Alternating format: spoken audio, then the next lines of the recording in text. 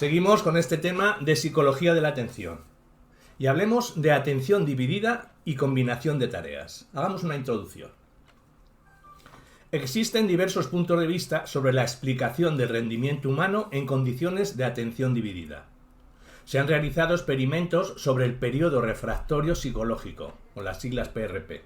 Belfort, en 1952, utilizó tareas solapadas, primero un estímulo simple y después otro para emitir una respuesta rápida. Es la que se utiliza con mayor frecuencia. Posner y Boyes, 1971, se basan en realizar dos tareas simultáneas y Alport, Antonis y Reynolds, en 1972, requieren la realización continua de dos tareas mantenidas durante largos periodos temporales. La teoría original del filtro sugería la existencia de un único canal de procesamiento. Sin embargo, Alport y Coles demostraron que se podía realizar de forma combinada dos tareas con la misma rapidez que si se hicieran por separado. Experimento con teclistas de piano y sombreado de un texto, poniendo en evidencia el canal único de procesamiento atencional. Broadbent, en 1982, señaló que en el experimento anterior existía cierta redundancia y predictibilidad entre palabras y notas, por lo que para estar seguros de que no se comparte el tiempo entre ambas, habría que diseñar tareas no redundantes. Hablemos del canal único o capacidad de procesamiento de propósito general. Belfort y Broadbent sugirieron la existencia de un cuello de botella central. Otros teóricos opinaron que este cuello de botella no se debía a la estructura del sistema humano, sino a una cantidad limitada en la capacidad de procesamiento que se podía asignar a una tarea o a varias. Ambos puntos de vista están relacionados entre sí. Si el recurso atencional que limita el sistema es de propósito general, todas las tareas que requieran atención utilizarán el mismo recurso o competirán en el mismo cuello de botella. Siempre que dos tareas no compitan al mismo tiempo por el mismo recurso, no se interferirán, salvo que compitan en otro nivel común, por ejemplo, a la extracción de datos. Hablemos de las teorías de la capacidad y el operador humano. Un cuello de botella selectivo en el procesamiento constituye una limitación estructural y muchos experimentos vistos en capítulos anteriores trataban de describir dónde se encuentra dicho cuello de botella. La cantidad de información que puede procesar un organismo en un momento dado podría considerarse que está limitada por la capacidad o cantidad de recursos de procesamientos que dispone. Las investigaciones indican que el procesador humano dispone de límites en cuanto a número y complejidad de operaciones a realizar simultáneamente según las circunstancias, internas como personalidad, sueño, miedo, o externas como ruido, calor, etc. Reber, en 1993, realizó una revisión de los factores no cognitivos que podían afectar a la capacidad del individuo para realizar tareas exigentes desde el punto de vista atencional, y observó que la mayoría de los efectos estaban relacionados con la personalidad y con los niveles de activación o arousal. Cobles, en 1963, propuso que el operador humano disponía de un pool o conjunto de recursos de procesamiento y era limitado. Si una tarea necesita más recursos en el pool, quedarían menos recursos disponibles para otra tarea. Y a medida que la primera tarea fuera creciendo en dificultad, se extraerían cada vez más recursos. Murray, en 1967, señaló que la visión del fenómeno atencional, en términos de capacidad, acabó con la necesidad de pensar en cuellos de botella. La interferencia entre tareas simplemente surgía de las demandas de capacidad de cada una de ellas y podía aparecer en cualquier etapa del procesamiento. El modelo de atención y esfuerzo de Kahneman. El modelo de Kahneman, en el 1973, propone que la atención es un recurso limitado que se puede distribuir en función de la asignación de tareas para una o para varias actividades. Sugiere que la capacidad atencional varía en función de la motivación y de la activación o arousal. Propone que la dificultad de una tarea se puede determinar con su grado de interferencia con una tarea coincidente. Este modelo presenta varios problemas. 1. Kahneman sugiere que a medida que aumenta la activación, también lo hace el rendimiento, pero existe un punto óptimo que una vez superado producirá una disminución del mismo. Yerkes y Dodson. En el punto 2, no es fácil definir qué es activación o arousal. Y el punto 3, que no se puede medir la dificultad de una tarea por su nivel de interferencia, porque no sería una medida independiente. Borker, Duncan y Nimon Smith en 1966 pusieron a prueba la teoría de la capacidad central con un experimento de dobles tareas. Entonces, las tareas que demandaran más capacidad interferirían con las otras y viceversa. Generación de números aleatorios, aprendizaje de prototipos, atornillar y desatornillar tuercas y detectar tonos. Se descubrió que la primera tarea, los números, era la que más interfería independientemente de si era una tarea primaria o secundaria, y la última tarea, los tonos, era la que menos de igual forma. Borke y colaboradores llegaron a la conclusión de un límite responsable del descenso en situaciones de doble tarea, pero no concluyeron si ese límite estaba en los recursos de procesamiento o en la cantidad de información que se podía procesar. Hablemos de medición de la asignación de recursos. En cuanto a las limitaciones, procesamiento limitado por los datos y limitado por los recursos. Wiggins utilizó el término recursos en vez de atención, esfuerzo o capacidad por considerar a estos últimos demasiado ambiguos. Norman y Bob Brown manejaron la función recurso-rendimiento.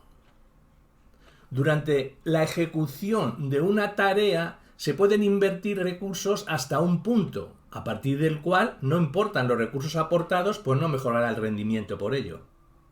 Existe limitación por los datos si el input es de mala calidad, conversación con ruidos o letras borrosas. Estas limitaciones no se pueden subsanar, pero si invertimos más recursos y el rendimiento cambia, este será que está limitado por los recursos. La curva con las siglas POC, Performance Operating Characteristics, es una representación gráfica de la asignación de recursos para cada tarea. En la curva A representa tareas que comparten un recurso. La mejora en el rendimiento de una tarea implica la disminución de la otra. Y una curva B indicaría que no se comparten recursos o está limitada por los datos. Alport, en 1980, revisó la teoría de Norman y Bob Brown y llegó a la misma conclusión que la teoría de Kahneman. No existe una manera independiente de medir las demandas de recursos. Si dos tareas interfieren, compiten por el mismo recurso. Si no, utilizan recursos diferentes o están limitadas por los datos. Hirsch, en 1986, señaló que los psicólogos no tienen claro si existe un único recurso central para todas las tareas o si hay múltiples recursos. Paul, visual para tareas visuales, Paul, verbal para verbales, o si se combinan recursos específicos con una central. Hablemos del rendimiento en doble tarea. ¿De cuántos recursos disponemos? Posner y Boyes, en 1971, realizaron un experimento de ejecución de dos tareas. Una era comparar letras, igual, diferente, y otra, detectar un tono que aparecía en diversas ocasiones durante la ejecución de la primera tarea. Concluyeron que procesar la señal de advertencia requería escasa atención, pero si el tono aparecía al mismo tiempo que una de las letras, la respuesta era más lenta, pero no tanto si el tono aparecía durante el intervalo en la comparación de letras. El experimento evidenció la existencia de un límite general de procesamiento atencional. MacLeod, en 1977-78, sin embargo, refutó el anterior experimento. Pidió a los participantes que en vez de pulsar una tecla cuando aparecía el tono, dijeran bip. Comprobó que no se producían interferencia entre ambas tareas, letras y tonos, si los sistemas de respuestas eran independientes. Según esto, no había un límite general de procesamiento atencional al tratarse de dos esferas diferentes, visual y auditiva. La explicación multirrecurso propone que las tareas solo interfieren si compiten por el mismo recurso. Hablemos de más efectos de compatibilidad estímulo-respuesta. Más tarde, MacLeod y Posner, en el 1984, sugirieron que en condiciones de doble tarea existían relaciones entre estímulos y respuestas, input-output. El método básico incluía dos tareas, comparación visual y después una combinación de esta con otra tarea auditiva. Había 4 grupos. 3 emitían una respuesta vocal a la tarea auditiva y movían una palanca a la izquierda o derecha si las letras eran iguales o diferentes. El cuarto grupo, intermodal, respondía manualmente a la tarea auditiva y vocalmente a la visual, respondiendo en voz alta, igual o diferente. Cada grupo realizó una tarea auditiva distinta. El grupo 1. Sombrear el estímulo auditivo. Oían arriba abajo y tenían que repetir la palabra. El grupo 2.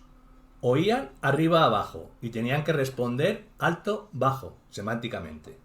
Grupo 3. Oían alto y tenían que responder arriba o un tono de 400 Hz y responder bajo.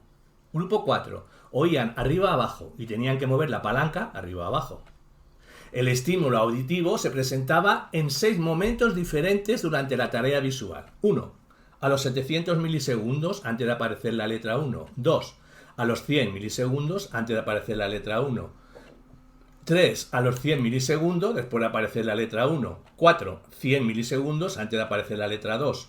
5. 100 milisegundos después de aparecer la letra 2. Y 6. 1000 milisegundos después de aparecer la letra 2. En las posiciones 1 y 6 no había solapamiento entre respuestas. En las 2 y 3 había que responder al estímulo a la vez que se codificaba la primera letra. En las posiciones 4 y 5 había que responder a ambas tareas a la vez.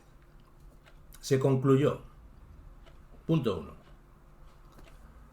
Cuando las demandas de procesamiento de ambas tareas se solapan en las posiciones 2, 3, 4 y 5, se producía interferencia entre las tareas. El segundo grupo mostró más interferencia que el grupo primero, y el grupo intermodal mostró mucha más interferencia en las posiciones 3 y 4. Es decir, cuando había que dar una respuesta verbal a la tarea visual al mismo tiempo que se daba una respuesta manual a una tarea auditiva. Y el punto 2, quedó claro el buen rendimiento cuando lo único que tiene que hacer el sujeto es sombrear o repetir, pero muy malo en la condición intermodal.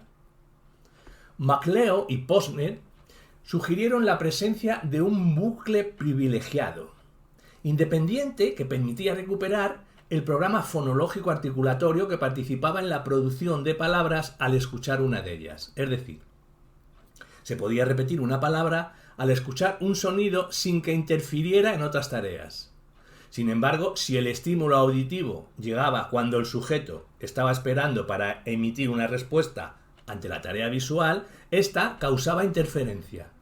Según ellos, existía un vínculo automático entre un input auditivo y una respuesta vocal. Si existieran otros bucles privilegiados, input-output, indicaría que existen varios canales de procesamiento de la información. Solo se observarían interferencias cuando existiera una competencia específica entre canales que aparecería siempre y haría que algunas tareas fueran imposibles de combinar sin costes. Schaffer, en 1975, descubrió que los mecanógrafos podían copiar en su máquina un texto escrito y realizar una tarea de sombreado, pero no podían mecanofriar al dictado y leer en voz alta a la vez. Esto quiere decir que cuando las personas escuchan un mensaje, el bucle privilegiado de las palabras oídas tendía a activar programas motores para su pronunciación y reproduciría interferencia. Sin embargo, es más sencillo mecanofrizar y sombrear porque existe una ruta directa del input sombreado al output hablado. El periodo refractario psicológico, con las siglas PRP, ya se ha incluido como evidencia a favor de la existencia de un cuello de botella en el procesamiento. Cuando se presentan dos estímulos que requieren dos respuestas, si se hace de tal forma que el segundo aparezca antes de emitir la respuesta del primero, la segunda respuesta tiende a retrasarse. Cuando más rápido se presentan, más se retrasa la respuesta al segundo. Ese retraso se conoce como periodo refractario psicológico. Berford, en 1952, sugirió que el periodo refractario psicológico, el PRP, demostraba la existencia de un mecanismo de capacidad limitada que sólo se podía procesar una decisión de respuesta a la vez, y que esto formaba parte de la teoría de la atención monocanal.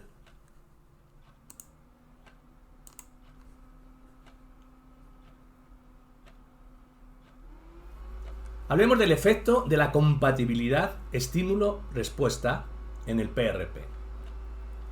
Ya vimos que la compatibilidad estímulo-respuesta es un factor importante en el PRP. Posner y Boyes primero y MacLeod después realizaron experimentos acerca de ello. Grenblanc y Schulda en 1973 también realizaron sus experimentos. Cuando el estímulo y la respuesta eran compatibles, no se producía refractariedad, decir uno al escuchar uno. Sin embargo, cuando el estímulo-respuesta no era compatible, decir A al oír uno, sí se producía retraso.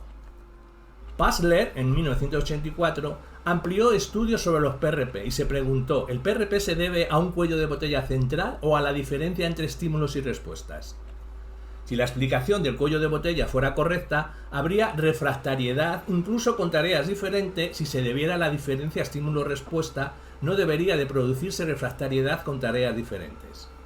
Los resultados de sus experimentos concluyeron que si existía un cuello de botella en el procesamiento, a pesar de que las tareas difirieran entre sí, para Fahlgren y Passner en 1992 sostuvieron que había dos explicaciones para el cuello de botella en el procesamiento.